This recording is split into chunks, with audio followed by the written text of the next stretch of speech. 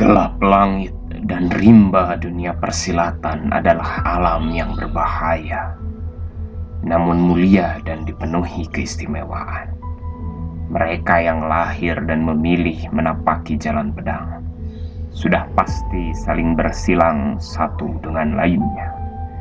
Di antara mereka hadir seorang pemuda yang menggemparkan dunia itu. Ia bernama Rundaka. Mewarisi ilmu pukulan permuk tulang, ia menciptakan legenda atas dirinya sendiri. Namun, takdir yang belum diketahui Rundaka adalah ia tidak hadir untuk menjadi pesilat terhebat. Pukulan permuk tulangnya mungkin dahsyat, akan tetapi takdir yang sesungguhnya harus ia jalani lebih jauh dari sekedar merajai dunia silat. Rundaka harus siap akan takdirnya ini.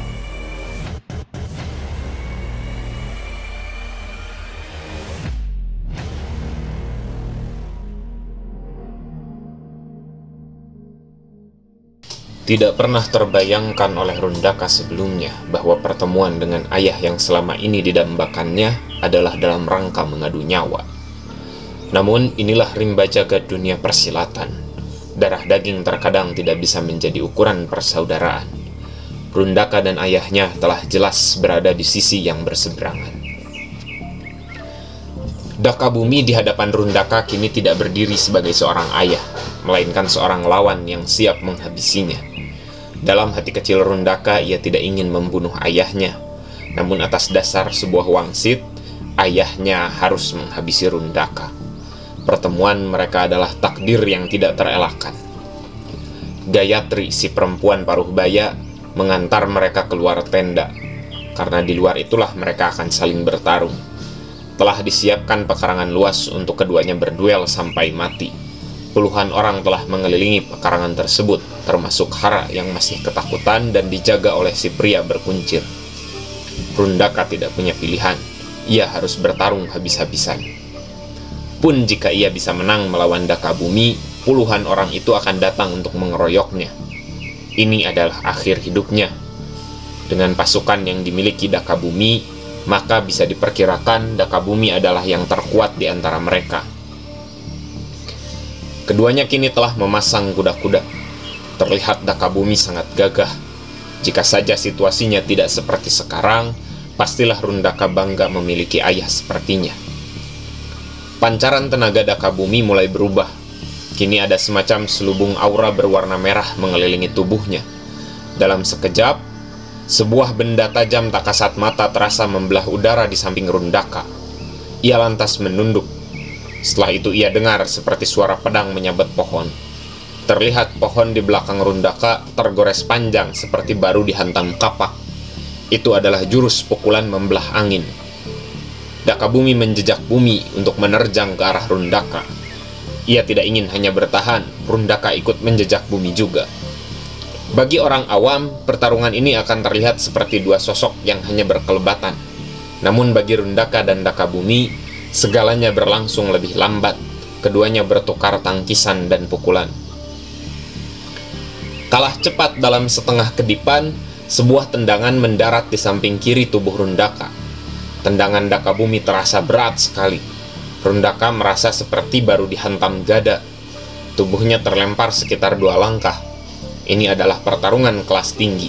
Baru beberapa saat, sudah sangat menguras tenaga. Rundaka tahu ayahnya punya ajian nenggala. Jika ia membuang waktu, ini akan menjadi pertarungan yang sulit. Rundaka mengabaikan rasa sakitnya dan kembali menerjang. Kali ini dengan sebuah gerak tipu, Rundaka berhasil masuk ke dalam jarak pukul yang tepat. Ia lancarkan pukulan permuk tulang ke ulu hati. Rundaka sudah mempersiapkan jika Dakabumi mengelak, ia akan mengejarnya dengan jurus yang lain. Namun sungguh di luar dugaan, Dakabumi sama sekali tidak menghindar. Ia malah membuka badannya dan membiarkan Rundaka memukulnya. Dakabumi terdorong sekitar 1 tombak, namun tidak sampai terjerembab. Ia masih berdiri tegak dan tersenyum. Si tua itu benar-benar mengajarimu dengan baik. Kau sudah menguasai pukulan permuk tulang di usia semuda ini. Kau memang anakku. Ia lantas tertawa. Rundaka terkesiap. Tidak pernah ia saksikan seumur hidupnya ada orang yang masih bisa berdiri dan segar ketika menerima pukulan permuk tulang. Pada saat Rundaka memukulnya, ia bisa merasakan bahwa Dakabumi menggunakan semacam baju zirah yang melapisi tubuhnya. Namun baju zirah sekuat apapun bisa ditembus dengan pukulan permuk tulang. Itu pastilah bukan zirah biasa. Kau masih sangat hijau. Sungguh sayang jika membunuhmu sekarang. Tapi aku tidak punya pilihan. Dakabumi menempelkan kedua telapak tangannya. Selubung merah di sekitar tubuhnya kini tampak melebar, dan bumi tempat mereka berbicara terasa bergetar. Tiba-tiba saja kaki Rundaka amblas ke dalam tanah, seolah ditarik. Ia jadi tidak bisa bergerak. Dakabumi menerjang saat Rundaka terperangkap. Sebuah tendangan diarahkan ke arah tubuh Rundaka. Saat Rundaka mencoba menangkis, dalam sekejap ayahnya mengubah arah tendangannya menjadi datang dari samping. Tangan kiri Rundaka yang sebelumnya telah terluka, kini dihantam lagi. Untunglah Rundaka masih mampu menyalurkan ki-nya. Ia terbanting dan tersungkur. Rundaka kini sudah tidak bisa merasakan tangan kirinya karena kebas. Bisa jadi tulangnya sudah terluka. Dalam waktu beberapa saat, seolah ada suara yang membisik di kepala Rundaka. Lalu pemandangan di sekitarnya berubah. Ia kembali melihat titik inti kehidupan seperti yang ia lihat di Sangkyang Tikara ketika pertama kali mendapatkan ajian Kamanduka. Rundaka bingung, tampaknya hanya ia yang melihat itu. Kini ia kembali lagi tengah berada di pertarungan maut dengan tangan kiri yang belum bisa ia gunakan lagi. Dengan tenaga yang semakin terkuras, ia hanya punya satu harapan. Ia jejakkan lagi kakinya ke bumi dengan ki-nya, maka kini dalam sekejap ia sudah berada di atas Dakabumi dan juga penonton lainnya. Ia arahkan telapak tangannya ke arah Dakabumi dan ia salurkan ki-nya. Inilah pukulan telapak dewa yang sudah pernah menghabisi Wisesa sebelumnya. Tanah di sekitar Dakabumi langsung amblas dan Rundaka bisa melihat para penonton bergerak menjauh dari arena pertarungan. Berhasil, pikir Rundaka. Kini ia berdiri namun agak limbung karena kehabisan tenaga dalam. Pukulan telapak dewa benar-benar menghabiskan tenaga. Namun Rundaka kembali terperangah. Dakabumi, lelaki itu masih berdiri di hadapan Rundaka. Pukulan telapak dewa milik Rundaka bukannya tanpa akibat. Dakabumi terlihat rengah dan terluka, namun entah bagaimana ia masih bisa mempertahankan diri. Sedangkan beberapa penonton tampak tumbang akibat pukulan telapak dewa. Menakjubkan. Aku berubah pikiran. Kau memang berharga untuk dibunuh. Lebih dari ini, kau benar-benar bisa membunuhku. Dakabumi berkata sambil tersenyum mengerikan. Baru kali ini Rundaka merasa tidak akan bisa memenangkan pertarungan. Dan ketika seorang pendekar sudah mengalami perasaan itu, maka ia sejatinya telah kalah. Rundaka sudah bersiap akan ajalnya. Namun, sekali lagi kelebatan pandangannya berubah. Ia melihat kembali titik inti kehidupan. Kenapa tubuhnya tiba-tiba terhubung dengan dunia gaib yang sama sekali ia tidak masuki saat ini? Rundaka berusaha kembali ke alam nyata.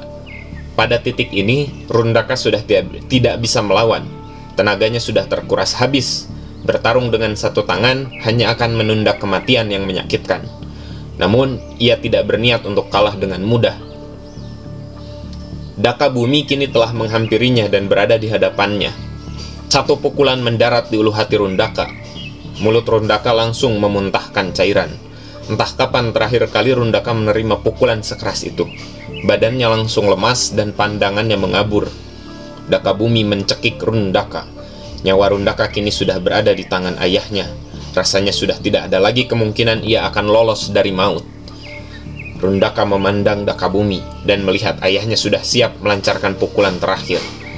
Ada rasa nanar dalam diri Rundaka bahwa hidupnya yang masih pendek ini harus berakhir di tangan ayahnya sendiri.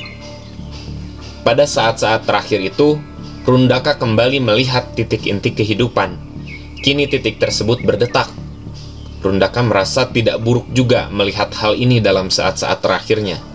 Kemudian dalam nafasnya yang tersenggal itu, titik inti kehidupan berdetak lebih kencang. Saat Rundaka memelankan nafas, titik itu berdetak lebih tenang. Oh, titik itu mungkin terpengaruh oleh keadaan dirinya, pikir Rundaka. Apalah artinya, toh dia juga akan mati. Kata orang, ketika menghadapi kematian, segala hal di sekitar berjalan lebih lambat. Mungkin inilah maksudnya. Dakabumi akan menghujamkan pukulan pamungkas ke arah jantung Rundaka. Namun sebelum ia melancarkan pukulan, sebuah gemuruh datang dari sekitar. Itu bukan perbuatan Dakabumi ataupun anggota Naga Merah yang lain. Terlihat sesaat Dakabumi kebingungan. Gemuruh itu semakin kencang. Sebuah kilat hijau menerpa dan menyerang Dakabumi dari arah belakang Rundaka. Cekikan Dakabumi terlepas dan kini Rundaka terbebas dengan nafas yang masih tersengal. Ia belum memahami apa yang terjadi. Namun, terasa seseorang mengambilnya dan membopong tubuhnya. Rundaka terlalu lemas untuk memperhatikan. Namun, kini telah terjadi kekacauan di tempat pertarungan. Terdengar olehnya Dakabumi berteriak, "Musuh, habisi semuanya!" Namun gemuruh angin itu kini berupa puting beliung yang mengaburkan pandangan orang-orang di tempat pertarungan. Kelebatan cahaya hijau yang dilihat Rundaka terus menyerang orang-orang dari perkumpulan Naga Merah. Dakabumi belum bisa memulihkan diri dan masih belum melihat sumber serangan. Namun Rundaka bisa melihat orang yang membopongnya berambut putih, dan ada satu orang lagi yang juga membopong menyelamatkan Hara. Mereka telah diselamatkan oleh orang lain. Mereka bergerak menjauh dari kerumunan sementara pasukan Naga Merah masih terus berjibaku dengan cahaya hijau yang berkelebatan. Bersama dua orang yang membopong mereka, Rundaka terlihat seorang perempuan yang tengah bersila dan menempelkan jari sambil terpejam. Orang yang membopong Hara berteriak, "Ulusa, sudah cukup, kita pergi sekarang." Perempuan itu membuka mata dan mengangguk. Ia lalu berdiri dan bergegas mengikuti mereka melarikan diri. Ketiga orang yang menyelamatkan Rundaka ini amat terlatih. Mereka menuruni gunung sambil membopong Rundaka dan Hara. Kaki mereka sungguh cepat. Tampaknya mereka telah membuka jalan yang tidak diketahui oleh kelompok Naga Merah. Perempuan bernama Ulusa itu kini mendahului mereka dan memimpin jalan. Terlihat beberapa orang kelompok Naga Merah mulai mengejar. Dalam pelarian ini, mereka tidak nampak panik. Setelah menembus hutan, mereka kini tiba di ujung jurang. Celaka batin Rundaka. Namun ketiganya tidak menurunkan kecepatan. Baru saja ia lolos dari maut, akankah ia menjumpai kematian yang lain? Namun tanpa ragu, Ulusa dan ketiga orang ini lompat dari jurang. Batin Rundaka mencelos. Ia mendengar Hara berteriak.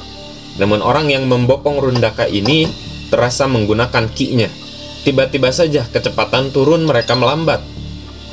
Kini mereka mendarat di dasar jurang dengan selamat.